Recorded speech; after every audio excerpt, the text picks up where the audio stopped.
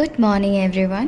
আজ হচ্ছে সানডে আর কোকোর অনেক দিন ধরেই ভ্যাকসিনটা দেবো, আজ দেবো কাল দেবো করে হচ্ছিল না। তো ফাইনালি আমরা সানডেতেই টাইম পাই।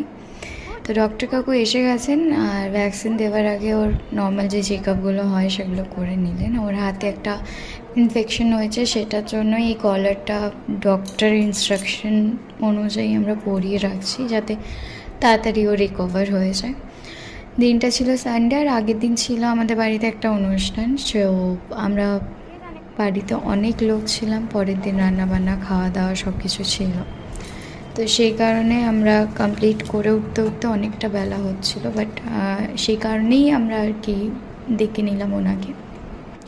কী ভ্যাকসিন দেওয়া হচ্ছে, কী ডিটেলস, আমি ডিটেলে এই ভিডিও লাস্টে তোমাদের ছবিতে দেখিয়ে দেবো, তোমরা দেখতে পাবে। ওর বছরে 2টো ইঞ্জেকশন হয়।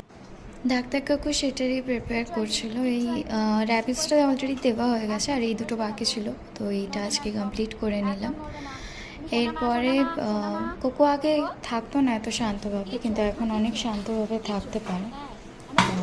অনেকটা বড় হয়ে গেছে অলরেডি, দেখতেই পাচ্ছ। এই যে আজকে দিনটা এভাবে কমপ্লিট করলাম আর লাস্টে তোমাকে ডিটেলসটা শেয়ার করলাম। Tata, by.